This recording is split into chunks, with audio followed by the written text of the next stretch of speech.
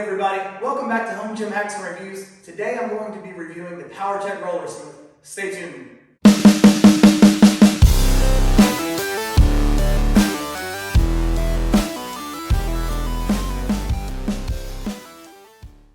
I have a confession to make. I have always liked the Smith Machine, and I will always like the Smith Machine. Of course, for some exercises, the barbell works better, but for other exercises, the Smith Machine is a great alternative. Over the years, I've had 4 different Smith Machines. My first Smith Machine was a bigger, faster, stronger, and I actually found that one outside of a dumpster. And normally I'm not one to go dumpster diving, but this Smith Machine was in perfect condition. The only thing I had to do was replace the hardware. My second Smith Machine was one of the old Powertec models. I had a high-low pulley attached to it, but this Smith Machine was a beast. Of all the machines that I've had over the years, I probably had this one the longest at 8 years. It had safety spotter arms for barbell work, it had 4 plate storage pegs, and it had a pull-up bar.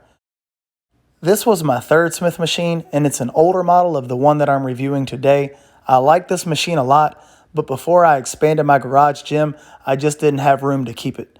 But obviously I liked it enough to get it again. Of all the Smith Machines that I've used over the years, this old Cybex model is by far my favorite. It has vertical guide rods, it's extremely heavy duty, but unfortunately Cybex doesn't sell it anymore, so the only way to get this is to find a refurbished one, and even then this is going to cost you over $2,000. I don't like Cybex's newest Smith Machine nearly as much as the old, but this newest model is going to run you over $4,000, so for most home gym owners, it's just not a practical piece to have. Here is the Powertec Smith Machine. 2 boxes. They arrived in pretty good condition. And here's what it looks like with the boxes open. Another great packing job by Powertec. And luckily the corners are reinforced, so there was no damage to any of the pieces inside of the box. Here is the Smith Machine unboxed. It took about 25 minutes to get everything out. Everything was in perfect condition. Here are the 2 hardware packs and the touch-up paint that Powertec includes. Assembly page 1 is done, and it was very easy. Basically, assembly page 1 is just putting the frame together. I haven't tightened up any of the bolts yet. I've got to put the guide rods in before I do that. But the machine has some added stability features, such as these plates right here and this plate right here. Here's an inside look of the roller carriage, and basically it's the same rollers that Powertec uses for their leg press and for their compact leg sled. Assembly 2 is complete, and this is probably the most difficult step in the assembly. There are a couple of different ways to do it, and you might find a way that works best for you. Assembly page 3 is really easy. It's really just connecting that top crossbar to the 2 uprights. This machine was pretty easy to put together. I was able to complete the build in under 1 hour. There are lots of features that I like about this Smith Machine, which is why I went with it a second time. First off, I like the small footprint. It's only 42 inches deep, about 82.5 inches wide, and about 82.5 inches tall. It has a 450-pound weight capacity. The shipping weight came in at 218 pounds, which leads me to believe the machine is just under 200 pounds. The bar there is about 45 pounds, so if you're used to working with 45-pound plates, it's easy to calculate your weight. 135, 225, 315, and so on. I like the fact that the machine has stainless steel weight horns here. It makes it easy to get the plates on and off, and it doesn't leave any residue behind like it would if it was a powder coat. There is a passive knurling on the bar, just not in the middle, but it's in the most important spot where you're going to have your hands for your pressing movements. There are 12 bar catches. The bar travels really smoothly and quietly on those guide rods. Some Smith machines make a lot of noise. This one does not. In the next edition of this Smith Machine, I would like for Powertec to do 2 things. First off, I prefer a vertical guide rod on a Smith Machine, and these guide rods are only angled at 5 degrees, but I would like for Powertec to go perfectly vertical on the next edition. Secondly, I would like for the guide rods to travel all the way down to the bottom. With Powertec's older Smith Machine, it did, but for some reason with this newer one, the guide rods don't go all the way down. It does limit the number of exercises that you can do. So for example, you can't do floor presses, and also you can't get a full range of motion on a deadlift unless you elevate yourself. The back of the machine has two standard storage plate horns, and if you add some plates there, it will add some stability to the machine. I also like that there's a rubber stopper on each side. That way you don't have metal on metal. However, I would like for these to be Olympic sleeves, so I'll probably add an Olympic sleeve adapter like I did over there on my lever gym. Powertec sells this add-on, which is called the utility bench connector. So if you got this piece, you would bolt it to where those caps are, and then you would connect your Powertec flat incline decline bench to that piece. That way your bench is always centered, but also when the bench is connected to that piece, you have added stability with the Smith machine. I'm going to start with a variety of shrugs using the Smith machine. First off with the bar behind the body. As Lee Haney once said, your traps are on the back of the body, so it makes sense to have the bar behind the body.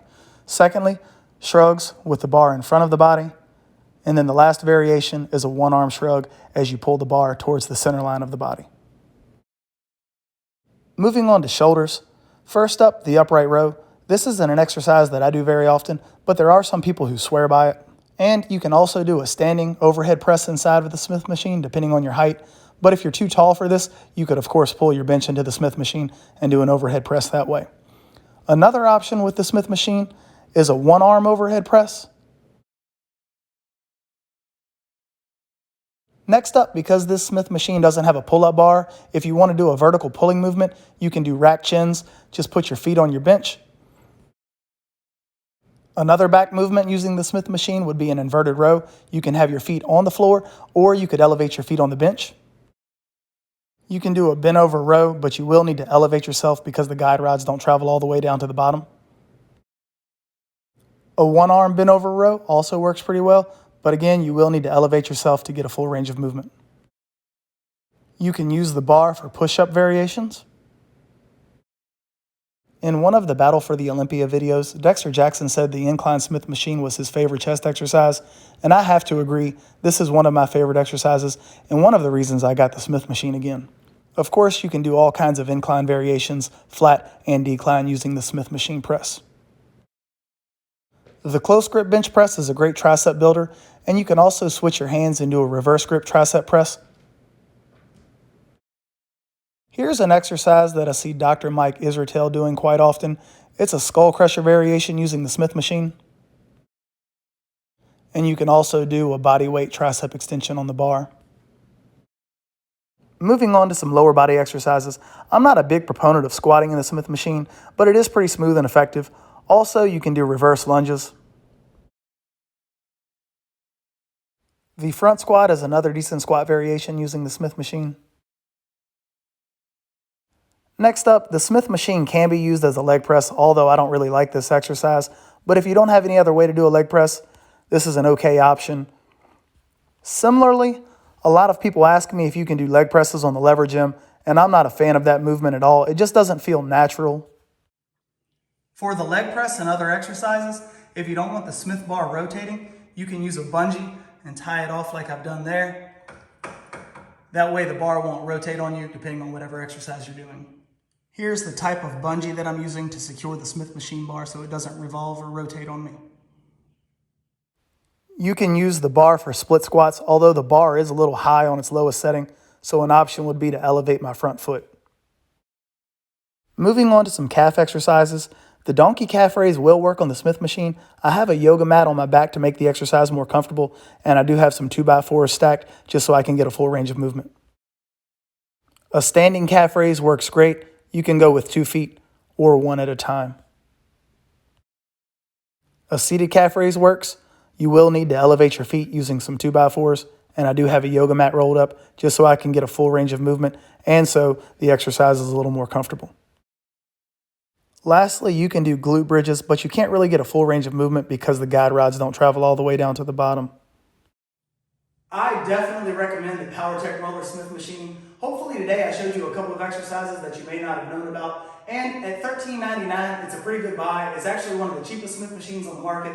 I did mention a couple of ways I think that Powertec can improve this machine, mainly by taking these guide rods all the way down to the bottom. But if you get creative and you elevate your bench or elevate your body, you can find ways to work around the guide rods not going all the way down to the bottom. Over the next few weeks, I'm going to have a series on this channel called the Powertec Workbench Attachment Series, and I'll do a review for each of these attachments, which includes the leg extension leg curl, the dip attachment, the pec fly, and the preacher.